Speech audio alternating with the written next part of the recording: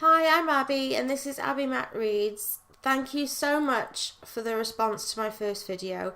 It got about 84 views, which I was not expecting, and I collected my first group of subscribers too. This is definitely something I decided I want to pursue, so I'm looking into ways to improve the videos, like maybe getting a proper intro, and I've been looking online for like book related posters to put up behind me to make the background just a bit more interesting. Right, let's get on to talking about some books. I had never heard of M.R.Carey before. He has written for DC and Marvel. He's written screenplays and radio plays and two other books apart from the one I'm about to show you. I found him recently when my friend Rhiannon gave me a copy of Felside for Christmas this year. It's the story is brilliant. Jess, a heroin addict who's been abused by her boyfriend, wakes up in a hospital, not knowing where she is or why. Slowly things start coming back to her. She remembers flames, she sees her disfigured face in a mirror, and then soon discovers that she is actually under arrest and that she had started a fire that had inadvertently murdered a young boy. Jess is taken to Felside's women's prison, where she meets a magnificent set of characters, each really vivid and with their own backstory that helps in the unravelling of this tale. Soon she sees a familiar face, one that could not possibly be there, and you can only hope that this new visitor helps Jess with her transition into Felside among aggravated cellmates, crooked screws, and a dangerous drug ring operation formed by the formidable Grace, a woman you really don't want to mess with. It's kind of like a dark Orange is the New Black with a paranormal twist. I love the way this book moves so effortlessly, just slowly uncovering events that keep you hooked. I sometimes got annoyed by the choices Jess would make, but it would all fit into the plot properly and you would understand exactly why she had to make those choices. It's thrilling and it's fast moving, and there's an explosive ending which is not only really exciting but also quite touching. I really want to read more M.R.Carey books, especially his new one, The Boy on the Bridge, and I give this book 5 out of 5 stars.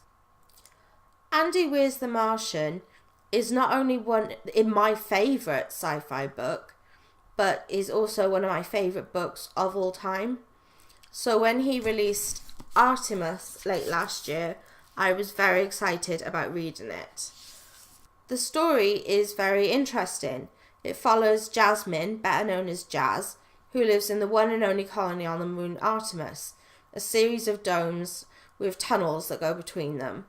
The domes are populated according to like social status, class, and different trades. Jazz is down on her luck, estranged from her father due to reckless behaviour in her youth, and also estranged from one of her only friends. She is desperate for money and lives in the very poor quarters of Artemis, and works officially as a porter, but has come into the smuggling world, where she smuggles artifacts that are delivered by Earth to wealthy customers. And there are no shortage of wealthy people in Artemis. They populate most of the domes, and there's also like billionaire tourists who are always coming in to have a look around. And business is going okay-ish for Jazz. One such customer offers a mission to Jazz, one that will make him even wealthier and contains a big price tag for Jazz that she simply can't refuse. Like I said, she's desperate for money. The mission is dangerous, but Jazz chooses to do it anyway, and then everything quickly unravels and goes to hell, as it seems there's a conspiracy going on, and Jazz quickly becomes in fear for her own life. I've always thought that writing sci-fi and fantasy would be hard in one aspect, because you have to create this imaginative, believable and immersive world all by yourself, but the easiest part would be that you don't have to do much research about real life. But I was wrong. Not only does Andy Weir create this beautiful, amazing, intelligent, believable world, he must have done a ton of research for the amount of scientific descriptions that are in this book. My favourite one being where visitors to Artemis don't like the tea or coffee they have because water boils at a different temperature on the moon, so therefore they find it too cold. Unfortunately, these scientific descriptions do bog the book down and stunt it somewhat. Unless you have a physics degree or you're a complete science nerd, you'll find them boring and just skip them like I did. One redeeming feature though is the character of Jazz. She's not your average sci-fi heroine. She's female for one. She's short, she's feisty, she's kick-ass. She was raised to believe in Islam. She's very witty, very funny, and she blows everyone away in everything she does. I might be being a bit too harsh on Artemis because I loved The Martian so much and I wanted it to be just as good. But nevertheless, I give this book 3 out of 5 stars. As I've said before, I love historical fiction, and one trilogy I love reading was the Kingsbridge trilogy by Ken Follett. So I'm reviewing the third in the trilogy, A Column of Fire. If you haven't read the first two, the first, Pillars of Earth, followed a complex set of characters just in the village of Kingsbridge as the project of the cathedral is happening. That was very good. And the second, Will Without End, follows a feisty heroine, Caris. But if you haven't read them and you don't think you want to read all two before you read Column of Fire, then that's fine, because I think each book is set in a completely different time era, so each book can effectively stand alone. Column of Fire begins in 1558, just easing into Queen Elizabeth I's reign. Ned Willard lands the job of a lifetime as one of her advisors at court, but I don't think he realises just how stressful this job is going to be.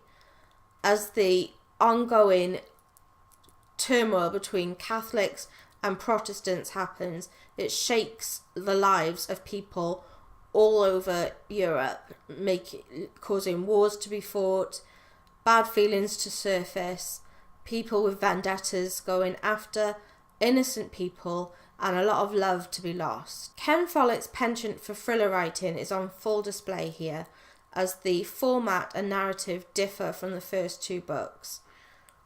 The characters are spread all over Europe instead of just being based in the Kingsbridge village as per the first two books. And there are a lot of them. There is a character list at the beginning of the book in case you get stuck, but I didn't need it because the writing was so thorough and intense. I had no difficulty remembering the characters. To me, the characters were unforgettable. He knows how to play with his characters too. He creates the perfect bad guy, the underdog that you really want to see succeed, and love stories that you follow and commiserate with and feel joyful about as well. This is an amazing book. I really enjoyed it and I give it 4 out of 5 stars. So that's it for today.